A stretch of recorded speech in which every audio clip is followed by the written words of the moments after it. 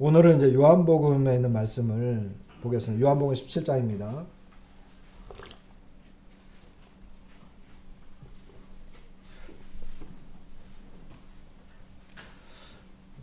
요한복음 17장을 우리는 지난 수요일 날 수요 성경 공부 시간에 요한복음 17장을 우리가 봤어요. 봤는데 좀 어려워했던 것 같아요. 우리 성도님들이 이 내용을 보면서 약간 좀 어려워했지 않았나. 저도 이제 이 내용을 볼 때마다 워낙 깊이가 있고 또 어떤 그 논리적으로 정연한 어떤 그런 것이 아니라 또 어떤 주님의 기도였기 때문에 이렇게 한눈에 쏙 들어오는 어떤 이런 것은 아니었습니다. 그래서 늘 이제 그냥 주님이 기도하셨구나 이런 정도로 넘어갔었는데 지난 수요일 공부를 이제 우리가 했는데 한 주간 동안 이제 요한복음 17장을 나름대로 좀 보게 되잖아요. 그러면서 이제 조금 더 다른 때보다 조금 더 자세히 볼 수 있는 그런 시간이었던 것 같아요. 그래서 이제 오늘도 이제 요한복음 17장을 다시 한번 좀 살펴봤으면 좋겠다. 지난 수요일에는 이렇게 우리 형제님들이 이렇게 다양한 모습 또 다양한 내용을 가지고 교제를 했지만 좀 더 보면 좋겠다 싶은 생각이 들었고 뭐 여전히 이제 이 내용은 우리가 잘 알고 있는 것 같으면서도 또 깊이와 또 그 내용의 어떤 심오함 때문에 어려움을 겪을 수 있는 그런 내용이긴 하지만 우리에게 또 위로가 된다라고 생각합니다. 여러분 누군가 널 위해 기도하네 하는 찬송이 있죠. 누군가 널 위해 기도하네. 저는 이제 우리 성도님들이 이제 특히 우리 자매님들 중에는 기도를 많이 하시는 분들이 계시다 하는 걸 알고 있습니다. 그런데 이제 교회를 위해서 또는 뭐 깊은 병이 들었을 때나 또는 뭐 여러 가지 어려움이 있거나 뭐 또 그런 것이 굳이 없다 하더라도 누군가가 나를 위해서 기도하고 있다고 한다면 그런데 그 기도를 하고 있는 그분이 누구냐에 따라서 우리는 좀 더 이제 우리의 마음이 많이 달라질 거예요.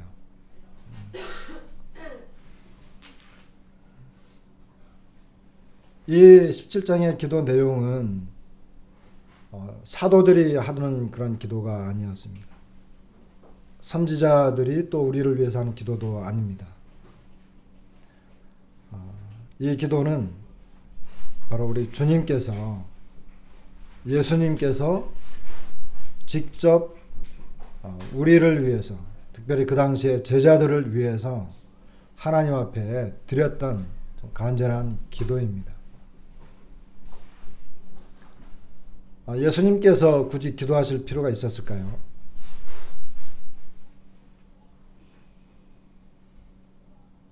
근데 여기 보면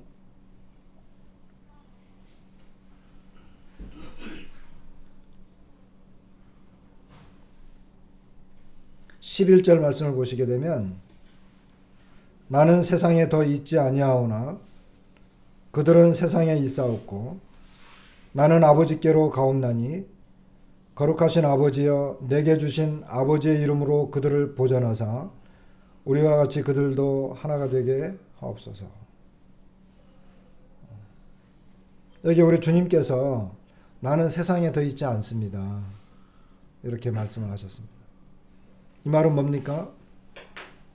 이제 그날 밤이 지나고 나면 주님께서 이제 십자가에서 죽임을 당하십니다. 그리고 부활하게 되시고 또 아버지께로 돌아가게 됩니다.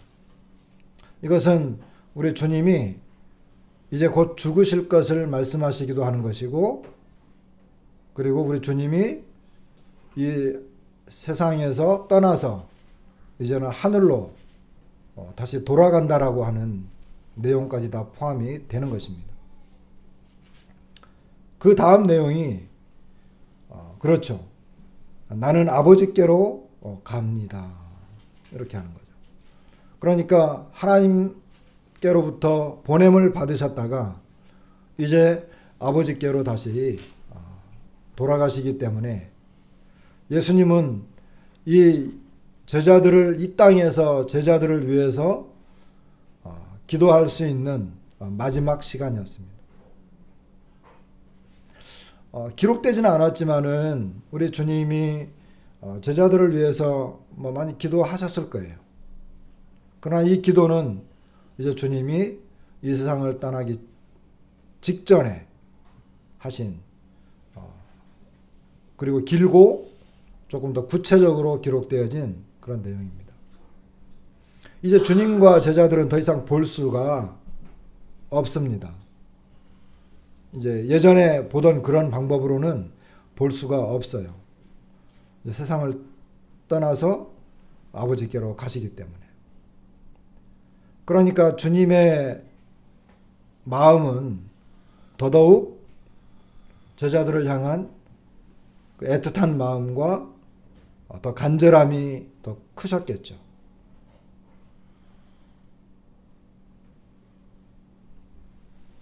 그래서 이 17장 내용은 바로 우리 주님의 마지막 제자들을 위한 기도였습니다.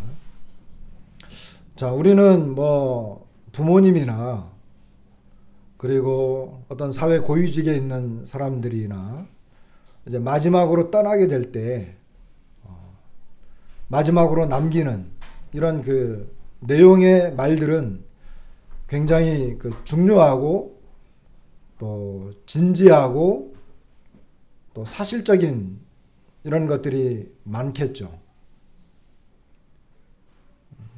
이제 그만큼 중요한 것이죠.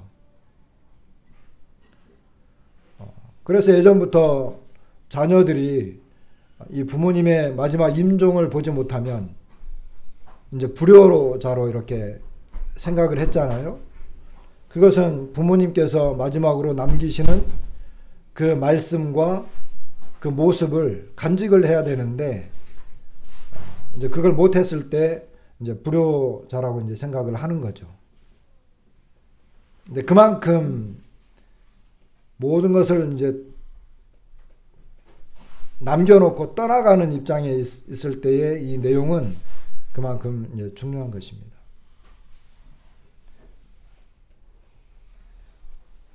17장 1절부터 5절까지 한번 읽어보겠습니다. 예수께서 이 말씀을 하시고 눈을 들어 하늘을 우러러 이르시되 아버지여 때가 이르러 사오니 아들을 영화롭게 하사 아들로 아버지를 영화롭게 하게 하옵소서. 아버지께서 아들에게 주신 모든 사람에게 영생을 주게 하시려고 만민을 다스리는 권세를 아들에게 주셨음이로소이다. 영생은 곧 유일하신 참 하나님과 그가 보내신 자 예수 그리스도를 아는 것이니이다. 아버지께서 내게 하라고 주신 일을 내가 이루어 아버지를 이 세상에서 영화롭게 하였사오니 아버지여 창세전에 내가 아버지와 함께 가졌던 영화로서 지금도 아버지와 함께 나를 영화롭게 하옵소서. 1절에 보면 아들을 영화롭게 하사 아들로 아버지를 영화롭게 하게 하옵소서. 5절에도 보면 창세전에 내가 아버지와 함께 가졌던 영화로서 지금도 아버지와 함께 나를 영화롭게 하옵소서. 이렇게 주님이 기도하는 모습을 보게 됩니다. 아들을 영화롭게 하시고 또 아들로 아버지를 영화롭게 하게 하옵소서. 우리 주님의 이 마음은 이제 십자가를 앞에 놓고 그것이 아버지께서 자신에게 맡겨놓으신 일이라고 하는 것을 잘 아셨습니다. 그리고 십자가를 통해서 하나님께서 영광을 받으실 것을 주님은 잘 아셨습니다. 우리가 잘 아는 것처럼 십자가는 부끄러운 것입니다. 치욕스러운 것입니다. 그 당시에. 그러나 하나님은 그 부끄럽고 치욕스러우며 저주스러운 것을 통해서 하나님의 영광을 드러내셨습니다. 이것이 하나님의 방법입니다. 그러니까 세상은 이해할 수 없었고 세상은 알지 못했어요. 어떻게 그것이 사람들의 모습과 그 당시에 어떤 그 정치적인 풍습과 관습 이런 것을 볼 때 십자가라고 하는 것은 전혀 영광과 관련이 없는 것인데 그것이 하나님께는 그것이 영광이라고 하는 것이었습니다.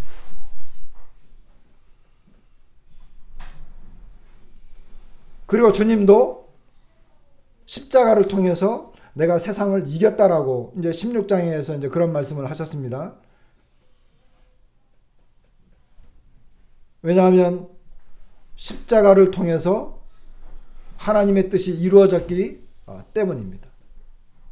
그것은 아들을 이 세상에 보내셔서 바로 저와 여러분의 그리고 모든 죄인들의 죄를 담당하게 하셨고 그리고 거기에서 하나님의 공의가 드러났습니다. 하나님은 죄를 심판하실 수밖에 없는 분이신데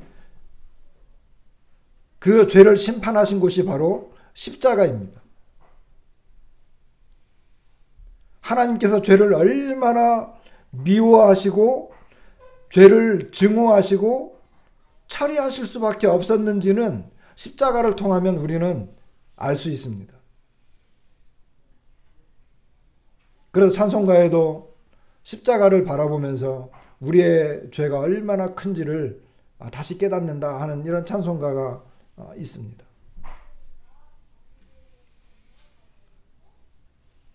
하나님의 아드님이셨던 예수님께서 십자가에서 가장 처참한 모습으로 죄의 형벌을 당하셨습니다. 그것은 바로 그분이 죄가 있으셔서 그런 것이 아니라 바로 저와 여러분의 죄를 담당하셨기 때문에 예수님이 십자가에서 그런 처참한 죽음을 당하신 것입니다. 왜 그분이 그렇게 하셔야 했습니까? 왜 그분이 그렇게 죽으셔야 하셨습니까? 왜 하나님의 아들, 하나님의 아들은 사실 죽으실 수도 없는 분이었어요. 그럼에도 불구하고 그분은 그런 처참한 죽음을 당하셨습니다. 왜 그랬을까요? 아까 말씀드린 것처럼 첫 번째는 저와 여러분의 죄를 담당하셨기 때문에 이것이 가장 큰 우리 입장에서 볼 때는 이것이 가장 큰 이유이죠. 그래서 우리는 그 주님을 바라보면서 정말 이 뜨거운 눈물의 감사를 드리게 됩니다. 이것은 하나님 앞에 내가 얼마나 큰 죄인인가를 깨달은 사람들만이 할 수 있는 표현입니다. 내가 하나님 앞에 죄인이다라고 하는 것을 모르는 사람, 하나님은 나와 관계가 없어. 이런 사람들은 예수님이 십자가에서 죽으신 그것에 대해서 전혀 어떤 감동을 느끼지 못합니다.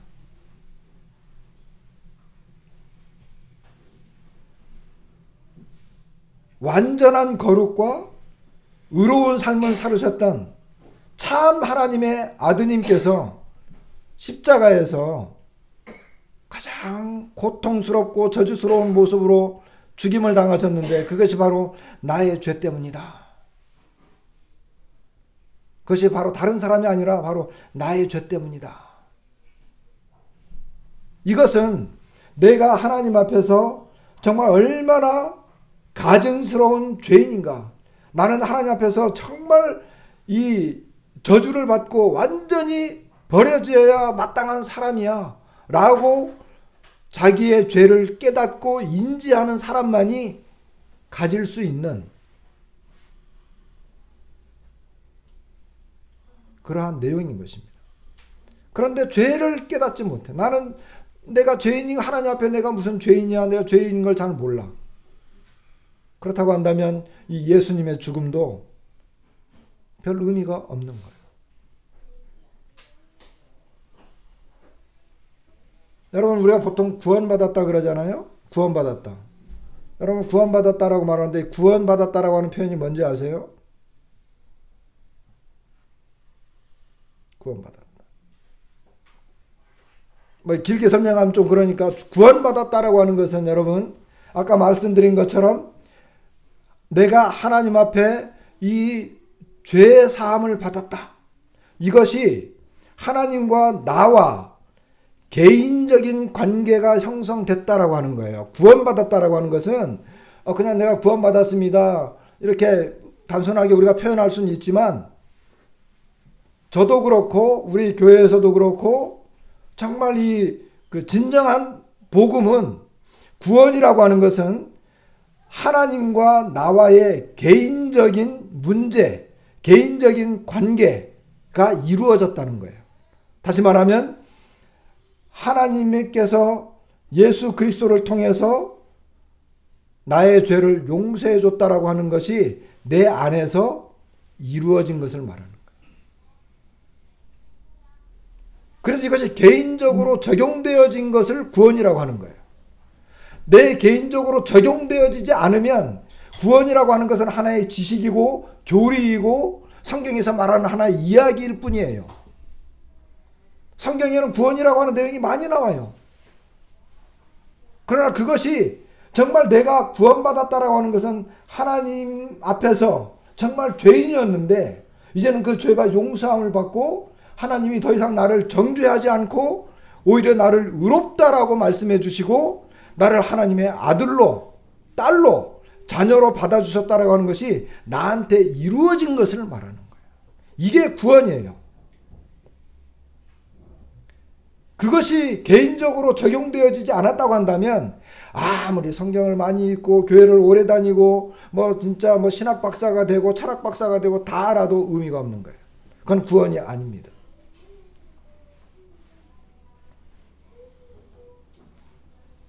두 번째로 예수님께서 십자가에서 죽으신 이유 두 번째.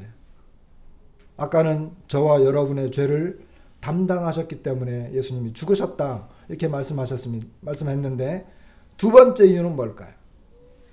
두 번째는 처음에 말씀드린 것처럼 십자가에서 하나님의 공의라고 하는 건 뭐예요? 공의. 여러분, 죄가 전혀 없는 사람을 죄인이라고 하면 공의가 아니죠. 아브라함이 하나님 거기 소돔과 고모라를 멸망시킬 때 거기에 의인이 있으면 그 의인을 죄인과 함께 멸망시키면 됩니까? 안 되지 않습니까?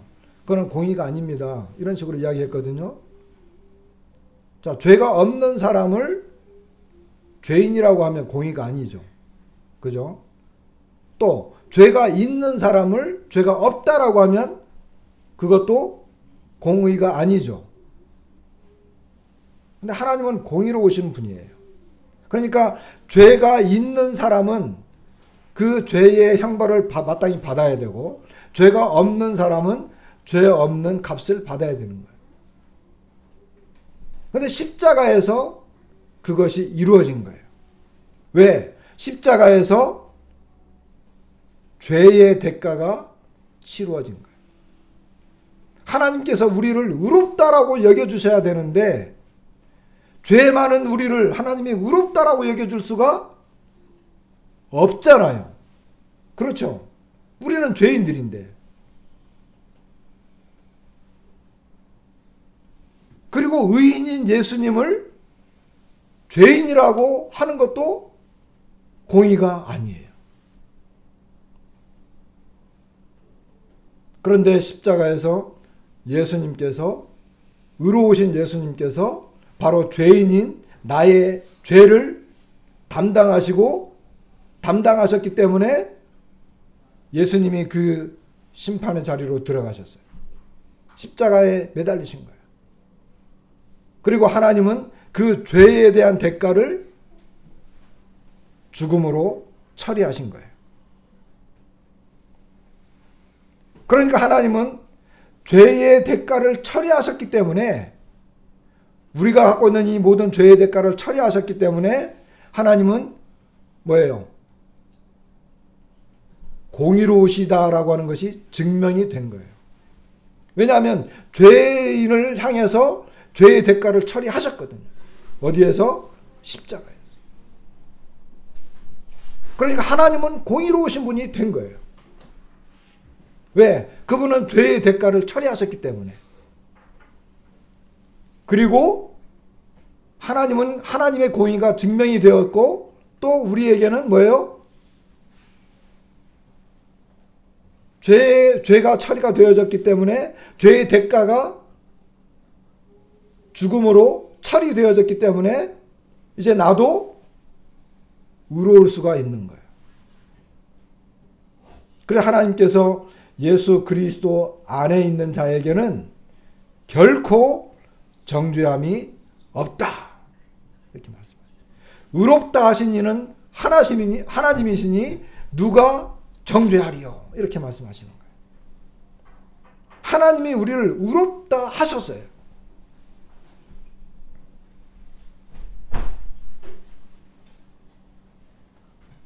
이 일을 이루시기 위해서 예수님께서 그것이 하나님에게 영광이었던 거예요. 지금 이 내용들이 예수님께서 이 땅에 오셔서 마지막으로 다 이루신 일이에요. 근데 그것은 하나님께서 창세전부터 계획하셨던 것인데, 아드님이 오셔서 이제 십자가를 바라보면서 그 아버지를 온전히 아버지의 뜻과 계획이 이루어지도록 하시기 위해서 십자가의 길을 걸어가셨어요. 그것은 아들에게 있어서도 영광이고 또 아버지에게도 영광이에요. 우리 옛날에 보면 그 영화 같은 데 보면 순교자들이 그 막 장작불에 화형을 당하고 정말 끔찍한 죽음을 앞에서도 뭐예요? 예수님을 부인해라. 예수님을 믿지 않는다고 이야기해라. 말 한마디면 해결된다. 그래도 그 사람들이 그 죽음의 고통 앞에서도 뭐라고 해요? 나는 이 영광스러운 길을 포기하지 않겠다. 그게 왜 영광입니까? 그게 왜 영광입니까? 사람들은 조롱하고 끔찍하다고 생각하고 비참하다고 생각하고, 순교자들은 오히려 그 길을 영광스럽게 생각했는데 예수님이 먼저 그 길을, 영광의 길을 가셨기 때문에 그런 것입니다. 예수님께서 이 땅에 오셔서 우리에게 영원한 생명을 주셨어요. 여기 보니까 특별히 2절에 보면 아버지께서 아들에게 주신 모든 사람에게, 이렇게 말씀하세요. 아버지께서 아들에게 주신 모든 사람, 그 사람들에게 영생을 주게 하시려고 만민을 다스리는 권세를 아들에게 주셨습니다. 이 아드님은, 예수님은 모든 사람들을 다스릴 수 있는 그런 권세를 가지신 분이에요. 그분이 바로 하나님과 동등이었어요. 그분은 우리에게 이 영원한 생명을 주실 수 있는 분이셨습니다. 그 권세를 가진 유일한 분이었어요.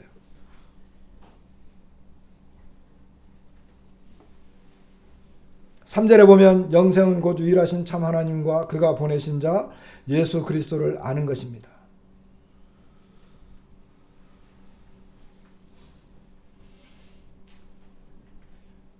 아버지께서 내게 하라고 주신 일을 내가 이루어 아버지를 이 세상에서 영화롭게 하였사. 이 내용을 아까 설명을 드렸습니다.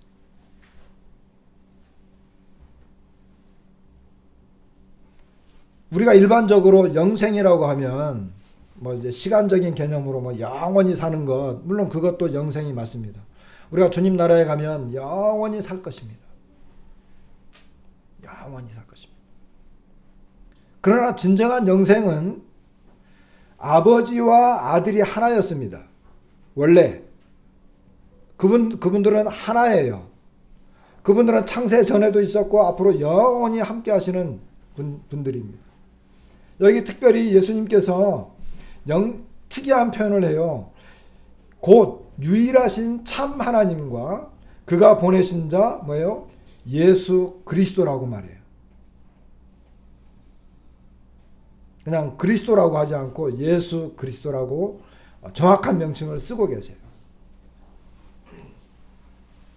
그리고 동일한 선상에 놓고 있어요. 참 하나님과 그분이 보내신 예수 그리스도를 동일한 선상에 놓고 있어요. 이것은 뭐냐면 이 두 분이 영원 전부터 영원 후까지 이분은 하나였다는 거예요. 하나였다. 여러분, 예수님은 완전한 인간으로 오신 분이십니다. 예수님은 이 땅에 이제 육신을 입고 오셨는데 예수님은 완전한 인간이셨어요. 그러니까 뭐 배도 고프고 또 음식도 목도 마르고 아프면 아프다고 하고, 예수님은 마리아 뱃속에서 정확하게 10달 동안 태아로 있다가 태어나셔서 울기도 하고 기저귀도 갈고 똑같은 인간이었어요. 완전한 인간이셨어요. 피를 흘리니까, 피를 다 쏟으니까 죽어야만 되는 그런 인간이셨어요. 완전한 인간이셔요. 반면에 예수님은 또 완전한 하나님이셨어요. 우리가 이해할 수 없지만 예수님은 또 완전한 하나님이셨어요. 완전한 하나님의 모습을 그분은 갖고 계셨어요. 이 땅에 살면서 여러 가지 말씀을 하신 것, 기적을 행한 것, 제자들도 그걸 보고 예수님을 하나님으로, 나의 하나님이라고 고백을 했고 그분에게 경배했는데 예수님은 그 경배를 받아주셨어요. 만일에 하나님이 아니면, 그런 경배를 받으면 이건 신성모독이에요.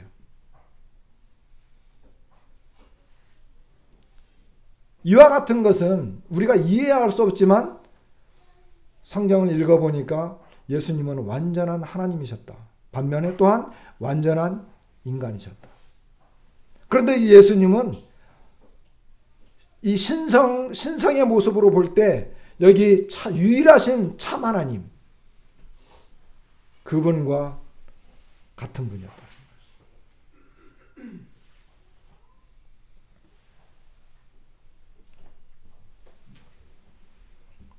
그렇다고 한다면 이 영생이라고 하는 것은 바로 참 하나님이심, 그리고 그분께서 보내신 참 하나님과 동등하셨던 그분 예수 그리스도, 그분과의 관계를 말하는 것입니다. 이 뒤에 내용을 쭉쭉쭉 우리가 요한복음만 가지고 이야기를 하다 보면 예수님은 계속 기도하면서 아버지가 내 안에, 내가 아버지 안에, 그리고 그들이 우리 안에 거하게 해 주십시오, 이렇게 말씀하는 걸 봐요. 이것은 뭐냐면 영생이라고 하는 것은 관계를 말하는 것입니다.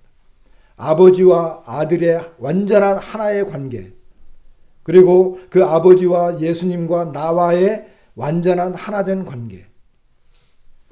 예수님이 내 안에 계시고 내가 또 예수님 안에 거하고 있어요.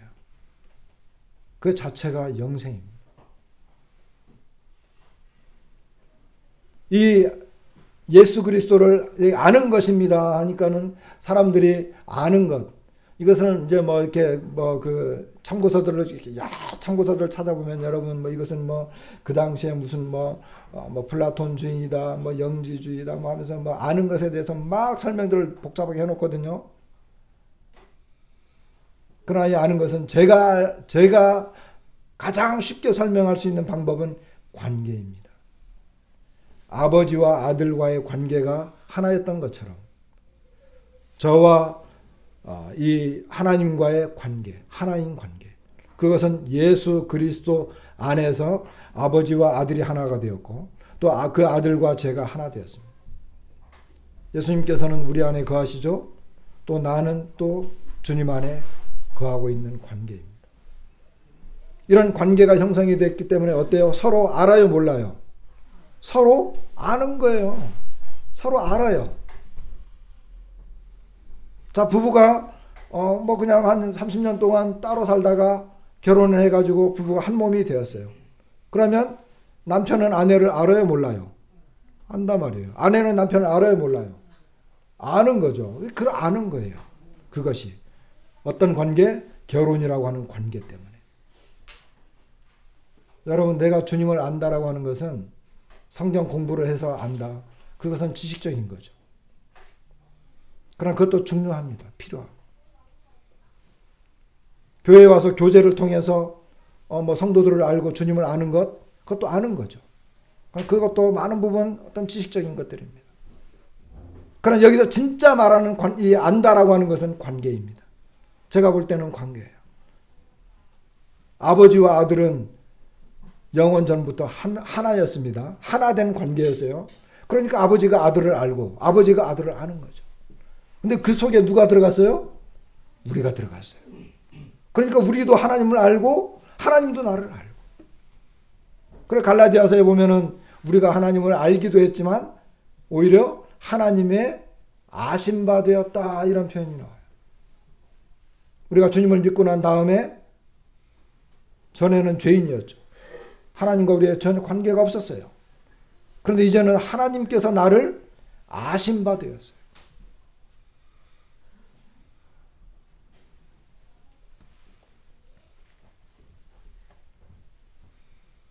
이것이 얼마나 놀라운 영광스러운 모습이냐라고 하는 것입니다. 예수님께서는 이 영광을 원했어요. 십자가에 가서 죽으시고 부활하시고 또 승천하셔서 하나님께로 돌아가면 이 모든 것들이 이루어지는 그런 것들을 아셨기 때문에 그 길을 영광스러운 길이라고 여겼습니다. 그리고 그것이 또 하나님 아버지께 영광을 돌려드리는 것, 하나님의 영광을 드러내는 것이라고 하는 것도 그분은 아셨습니다. 참 놀라운 일입니다.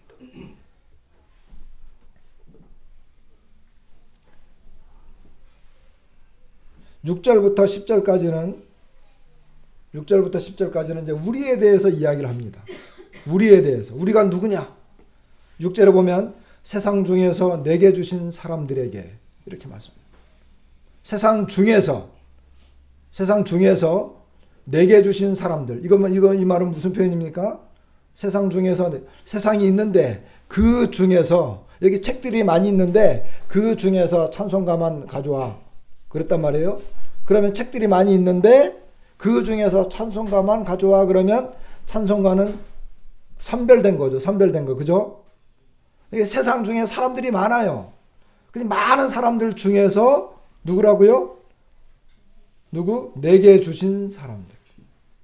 그러니까 저와 여러분들은 하나님께서 우리를 예수님에게 준 사람들인 거예요. 골라내어진 사람들인 거예요. 우리는. 여기 제자들은 지금 이 예수님은 제자들에게 이야기하고 있는데 이 제자들을 말하면서 아버지께서 주신 분들인데 특별히 세상 중에서 내게 주신 사람들에게 이렇게 말씀합니다. 조금 더 이제 여기 다 나와 있는 내용이지만 조금 더 이야기하게 되면 이미 창세 전부터 하나님께서는 우리를 아들에게 주셨습니다. 어떻게 보면 하나님의 아드님은 예수님은 이 땅에 보내심을 받았잖아요. 이 땅에 보내심을 받았는데 보내심을 받아서 이 땅에 오신 일이 뭐냐 하면 아버지께서 자기에게 주신 자들을 그 아들이 다시 데려가시려고 오신 것이라고도 할 수 있어요. 이해가 되세요? 우리는 이미 창세 전부터 아버지께서 아들에게 주셨어요. 근데 우리는 이 세상에 살고 있잖아요. 그러니까 아들이 세상에 오셨어요. 그리고 아버지께서 자기에게 주신 자들을 그 아드님은 택해서 모았어요. 이게 교회예요. 자, 이 세상에 나라들이 많아요. 근데 그 중에 어떤 나라가 택함을 받았죠? 이스라엘 백성들이 택함을 받은 나라가 되었어요. 세상 중에서 나라들 가운데 이스라엘을 택했어요. 하나님께서 다시 이 세상에 임재했어요. 뭘로? 성막이나 성전 같은 걸로. 그죠? 우리 좀 공부하고 있어요. 성막으로 임재했어요. 근데 어디에 특별히 임재했어요? 이스라엘이라고 하는 나라에 임재하셨어요. 그 하나님께서 선별했다는 거죠. 선택했다는 거죠. 왜? 자기 백성. 자기 백성이기 때문에 자기 백성을 모아서 자기의 나라를 이루시기 위해서 그 가운데 임재하셨어요. 그런데 우리는 이미 하나님께서 아들에게 이미 주셨는데 아들께서는 자기의 것들을 데려가기 위해서 이 세상에 오신 거예요. 우리가 얼마나 귀중한 자인지 이제 아시겠죠? 우리 누구 거라고요? 아들의 것. 예수님의 거예요. 예수님의 것. 이미 창세전부터 약속을 한 거예요. 아들에게 주시기로. 그런데 특별히 여기 보면 내게 주신 사람들에게 내가 아버지의 이름을 나타내었나이다. 이렇게 말씀하시는 걸 보게 됩니다. 아버지의 이름을. 11절에 보면 나는 세상에 더 있지 아니하오나 그들은 세상에 있사옵고 나는 아버지께로 가옵나니 거룩하신 아버지여 내게 주신 아버지의 이름으로 그들을 보존하셨다. 12절에도 내가 그들과 함께 있을 때에 내게 주신 아버지의 이름으로 그들을 보존하고 이렇게 말씀하세요. 저는 이 내용을 보면서 전체적인 내용에 이 전체적인 주제는 아들의 영광 또 아버지의 영광이라고 이렇게 잡을 수 있지만 이 전체적인 내용의 어떤 주제는 아버지의 이름으로 보존받은 자들, 아버지의 이름으로 보존하고자 하셨던 사람들, 이런 내용이 될 수도 있습니다. 근데 특별히 주님은 아버지의 이름을 나타내었다 이렇게 말씀하고 있고 아버지의 이름으로 그들을 보존해 주십시오. 그리고 아버지의 이름으로 그들을 보존하고 지키었습니다. 이런 표현을 쓴단 말이에요. 어떤 사람의 이름을 이야기할 때는 그것이 뭘까요?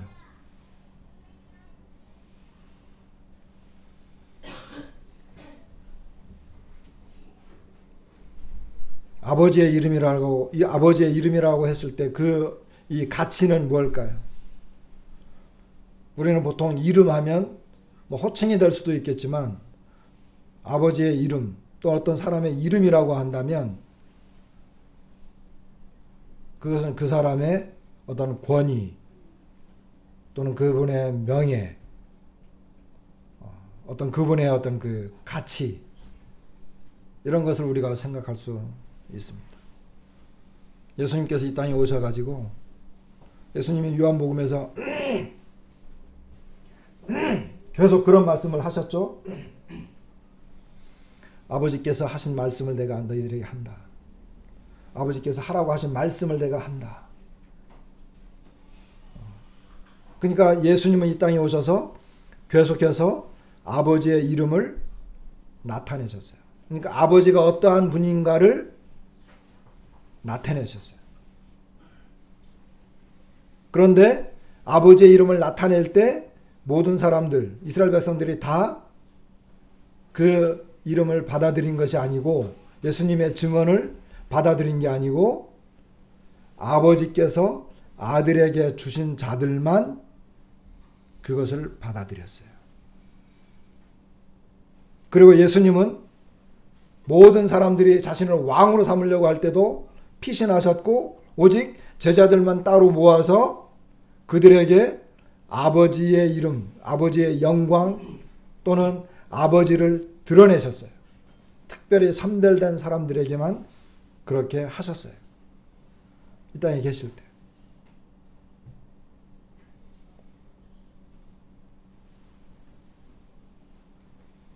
그랬더니 6절에 보면 그들은 아버지의 것이었는데 내게 주셨으며 그들은 아버지의 말씀을 지키었나이다. 이렇게 말씀하는 걸 보게 됩니다. 그리고 7절에도 그들은 아버지께서 내게 주신 것이 다 아버지로부터 온 것인 줄 알았습니다. 8절에 아버지께서 내게 주신 말씀들을 그들에게 주었고 그들은 이것을 받고 내가 아버지께로부터 나온 줄을 참으로 아오며 아버지께서 나를 보내신 줄도 믿었습니다.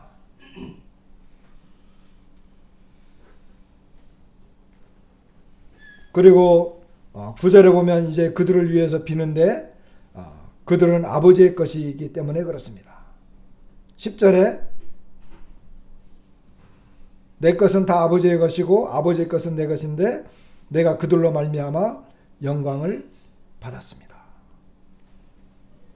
예수님께서 이 땅에 오셔서 아버지께서 자기에게 주신 자들에게 뭐예요? 아버지의 이름을 나타내었습니다. 그리고 아버지의 말씀을 그들에게 주었습니다. 근데 그랬더니 그들은 이것을 받고 예수님이 아버지께로부터 나온 분인 것, 그리고 아버지께로부터 보내심을 받은 자인 줄 그들은 어떻게 해요? 알았습니다. 그리고 그들은 믿었습니다. 그리고 그들은 그 말씀을 지켰습니다. 이것이 바로 구원받은 사람들의 모습입니다.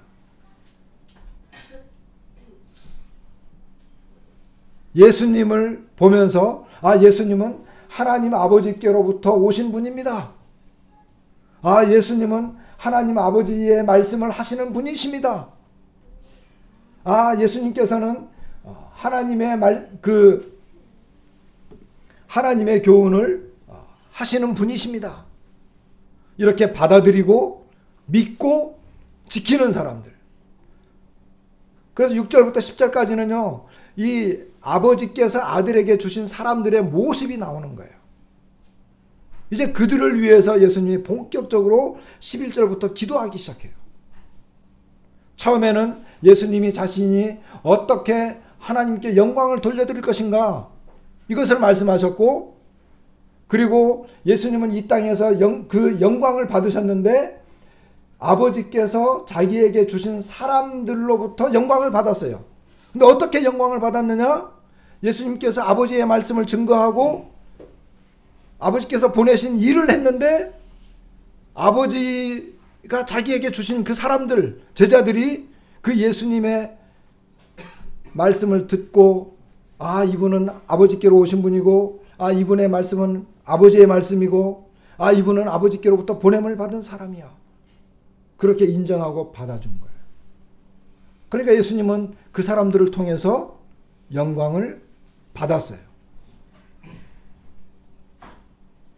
그게 영광이죠.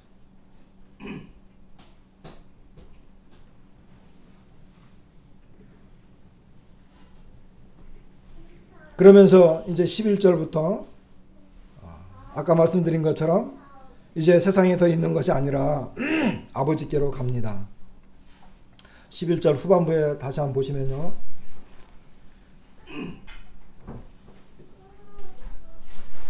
아버지여 내게 주신 아버지의 이름으로 그들을 보전하사.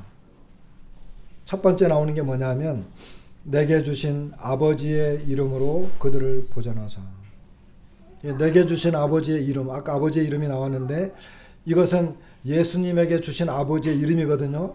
아까 이름이라고 하는 것은 어떤 권위와 명예, 어떤 그분의 가치, 예수님에게는 하나님으로부터 온 그 명예와 권위, 이런 것들이 예수님에게 다 있었어요.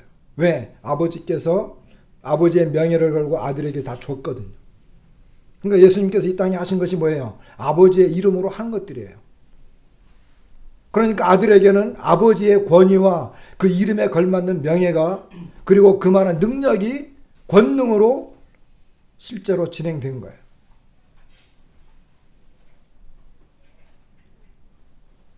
그러면서 뭐라고 말씀하세요? 그들을 보전하라. 그들을 보전해 주십시오. 이렇게 기도하는 걸 보게 됩니다. 11절부터 마지막 요 내용까지는 아버지의 이름으로 그들을 보존해 주십시오. 이렇게 이야기하는데 첫 번째가 우리와 같이 그들도 하나가 되게 하옵소서. 아버지와 아들이 하나였잖아요. 아까 말씀드린 것처럼. 그런데 이제 그들도 그래요. 그들도. 그러니까 제자들도 우리처럼 하나가 되게 해주십시오. 이렇게 기도해요. 이 기도를 생각하면 맨 처음에 예수님이 기도 시작해서 이제 그들도 하나가 되게 하옵소서 이렇게 말씀을 하는 걸 보면 물론 이제 주님은 다 아셨겠죠.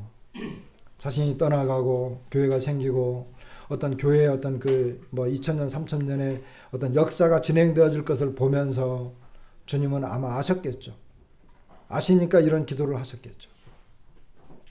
이 기도를 보면 오늘날 기독교에 저도 기독교인이지만 기독교 안에서 행해지고 있는 이것이 얼마나 슬프고 안타까우며 어떨 때는 정말 답답하고 우리가 정말 갈갈이 막 찢겨진 이 기독교의 이 현상이 우리 주님이 이런 기도를 할 수밖에 없는 이런 모습이 아닌가 싶은 생각이 들어요. 여러분 멀리 갈 것도 없어요. 저는 우리 모임을 사랑하고 이 크리스찬 브레들린이잖아요. 저는 이 우리 모임을 정말 사랑합니다. 그리고 귀하게 생각합니다. 여기서 저는 배웠고 자라나기도 했지만 여기에서 제가 보고 들었고 이 주님을 배운 모든 것들에 대해서 그리고 성도들과의 교제와 사랑, 예배 이 모든 것들이 저에게는 너무너무 소중한 것들이에요. 많은 것들을 말할 수 있겠지만 이 안에서 저는 그 진실함을 배웠어요. 어떤 종교적인 가식 이런 것보다는 진실함. 구원받은 것에 대한 진실함. 그리고 신약 성경의 이 성경의 어떤 가르침에 대한 진실함. 보통 종교는 가식적인 것이 많이 있거든요. 근데 저는 모임에서 이런 진실함들을 많이 배웠어요. 그런데 우리 주님이 기도한 이 모습을 보면 우리는 이 멀리 갈 것도 없이 우리 이 모임 안에서도 모임과 모임 안에서도 하나 되지 못하는 이런 걸 봅니다.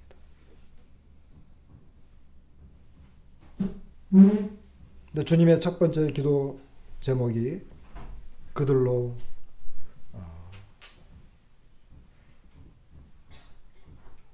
하나가 되게 해주십시오. 보존의 첫 번째 보존의 첫 번째 어떻게 하면 보존될 것이냐의 첫 번째가 바로 하나 되는 것입니다.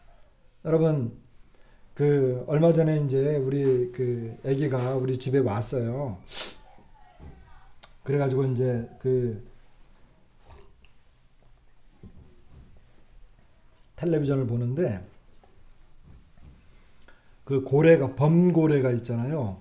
범고래가 쫙 나타나가지고 이제 먹잇감을 사냥을 하는데 얘네들이 뭘 먹느냐면 청어를 먹더라고요. 청어를 먹는데 이 청어가 떼를 수억 마리 떼를 이뤄가지고 이 무슨 구름이 이렇게 몰려가는 것처럼 이렇게 막 청어들이 막 이렇게 하더라고요. 근데 아무리 사납고 이게 그런 그 범고래도 그거를 제대로 잡아먹지는 못해. 얘네들이 떼를 이루어가지고 막 움직일 때는 못 잡아먹어요. 떼를 이루어가지고 막 움직일 때는. 근데 얘네들이 이제 결국 어떻게 하느냐면 막 위아래서 막 협공을 해요. 협공을 해가 누가 이제 하나가 이제 위에서 뛰어 올라가지고 이 무리를 확 갈라놔요. 갈라놓으면 이제 그 갈라지는 그 사이에 또 밑에서 한 마리가 또 치고 올라오면서 막 쳐가지고 이게 막 분산되도록. 이게 막 분산돼가지고 여기서 흩어져 있으면 가서 그걸 하나씩 잡아먹더라고. 하나 될 때는 못 잡아먹어요. 근데 분산되니까 잡아먹히더라고. 뭐 사냥이나 이런 그 맹수들이 사냥을 할 때도 마찬가지잖아요. 뭐 소떼라든지 사슴떼라든지 공격할 때도 걔네들이 막 떼로 몰려갈 때는 그걸 잡아먹지는 못해요. 근데 꼭 분산돼 가지고 하나 두 개 떨어져 있으면 걔네들은 잡아먹히더라. 똑같은 원리인 것 같아요. 똑같은 거예요. 여러분, 성도들이요 하나로 똘똘 뭉쳐 있으면 못 덤벼요. 뭐 사탄이고 뭐 그건 뭐 못 덤벼요. 우리를 어떻게 해보질 못해. 그죠? 근데 하나씩 툭툭 여기 떨어져 있으면 어때요? 그러면 잡아먹혀요. 그러니까 교회라고 하는 것은, 교회는 모임이잖아요. 모임. 모여져 있는 무리잖아요. 그러니까 이게 모여져 있을 때에는 이 마귀가 우는 사자같이 삼킬자를 찾고 있는데 하나로 딱 뭉쳐 있으면 어떠한 해를 입힐 수도 없어요. 그러니까 우리 교회도 이걸 유지를 해야 되는 거예요. 그냥 뭐 교회에 뭐 그냥 뭐 모입시다 이런 개념이 아니에요. 뭐 모임에 여러 가지 원리가 있겠지만은 어쨌든 주님이 우리를 보전하는 첫 번째 길은 하나 되는 것입니다. 하나 되는 것. 요즘 좀 슬픈 일이긴 하지만 교회 가운데 조금씩 모이는 것에 대해서 가볍게 여기고, 이 코로나 영향이 좀 있었던 것 같아요. 코로나 영향. 그래서 뭐 좀 바쁘면 빠져도 되는 것으로 인식하고, 좀 힘들면 뭐 좀 빠져도 되는 걸로 생각하고, 그냥 저기 뭐 이렇게 뭐 영상으로 들어오면 되는 걸로 생각하고, 주님의 마음이 아닌 것 같습니다. 요즘 그런 것들이 자주 보여요. 이것은 원하는 게 아닙니다. 어쨌든 보전의 첫 번째 원칙 뭐라고요? 하나 되는 것, 하나 되는 것, 하나 되는 것. 그들로 하나 되게 하십시오. 이랬어요.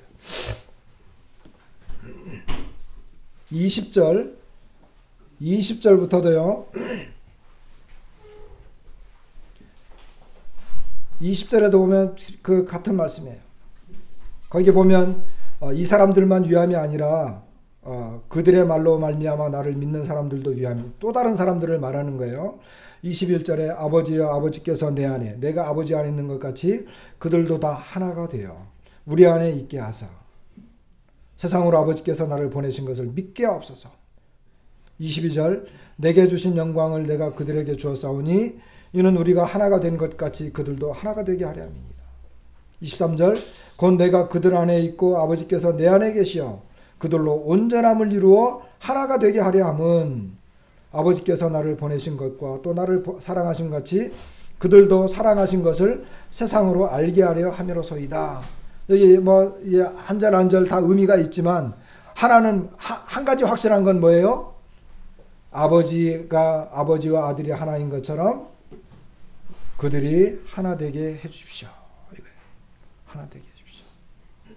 보전의 첫 번째 원칙 하나. 15절에 보면 내가 비옵는 것은 그들을 세상에서 데려가시기를 위함이 아니요 다만 악에 빠지지 않게 보전하시기를 위함이니이다. 내가 세상에 속하지 아니함 같이 그들도 세상에 속하지 아니하였사옵나이다. 그들을 진리로 거룩하게 하옵소서. 아버지의 말씀은 진리니이다. 여기 주님의 두 번째 보전의 그 기도가 뭐냐 하면 악에 빠지지 않게 보전되기를 원합니다. 악에 빠지지 않게 보전되고자 하려면 어떻게 하면 될까요?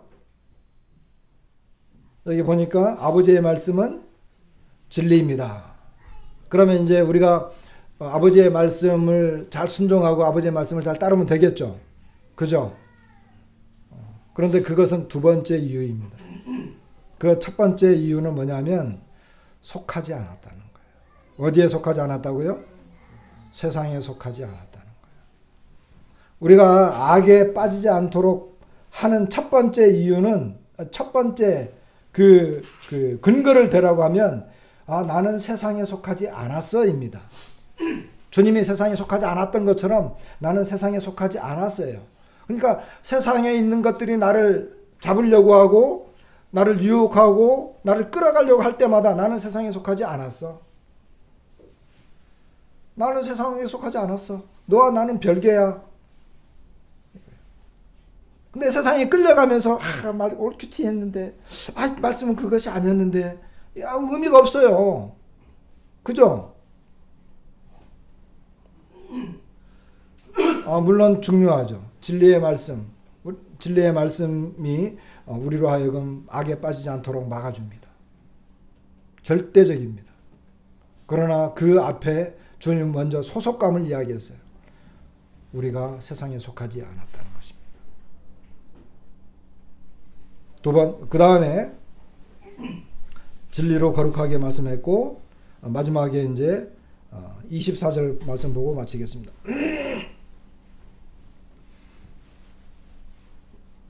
마지막으로 보존되는 또 하나, 아버지여 내게 주신 자도 나 있는 곳에 나와 함께 있어. 아버지께서 창세전부터 나를 사랑하심으로 내게 주신 나의 영광을 그들로 보게 하기를 원하옵나이다. 주님이 기도하면서 이제 마지막으로 주님이 기도하는 게 있었습니다. 그게 뭐냐 하면 내게 주신 자도 나 있는 곳에 나와 함께 있어서.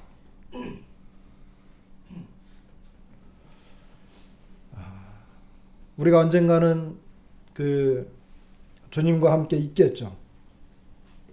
그리고 영원하신 사랑으로 함께하게 될 것입니다.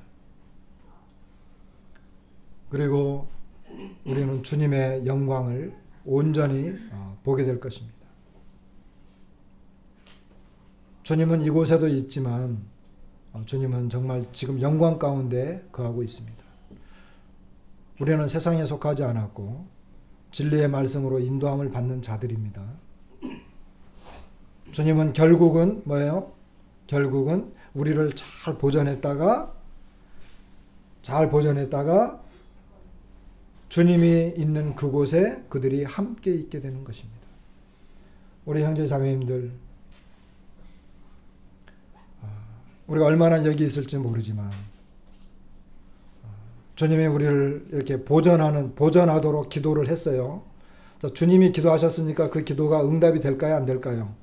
응답이 되고 있고 지금도 되는 중입니다. 지금도 주님은 히브리서에 보면 우리를 위해서 간구하고 계셔요. 주님은 아버지께서 자기에게 주신 자를 한 사람도 잃어버리지 않았어요. 다만 누구? 유다 하나 잃었거든요. 그러나 그것은 성경을 이루게 하기 위해서 멸망의 자식이 갈 길을 간 것뿐이에요. 그러나 우리는 한 사람도 잃어버림을 당하지 않습니다. 구원받은 사람은 단 한 사람도 잃어버리지 않습니다. 그들은 주님께서 이 땅에서 완전하게 보호를 받습니다. 그리고 그들은 주님이 계신 그곳에 그 영광 가운데 우리가 다 함께하게 될 것입니다. 이것이 주님의 간절한 기도였습니다. 그러니까 주님이 하신 기도니까 이 기도는 그대로 되어지는 거죠. 이런 그 내용을 가지고 17장을 이렇게 다시 한번 보게 되었는데 위로와 또 소망이 되는 참 주님의 말씀이었다 이런 생각이 들고 오늘 또 모처럼 우리 영훈이 와가지고 참 기쁨이 있는데 이런 내용들이 또 이렇게 다시 회복이 되는 좋은 기회가 되기를 바라게 되고 맛있는 식사 하시기 바랍니다. 형제님 사회였나요? 예, 마치겠습니다.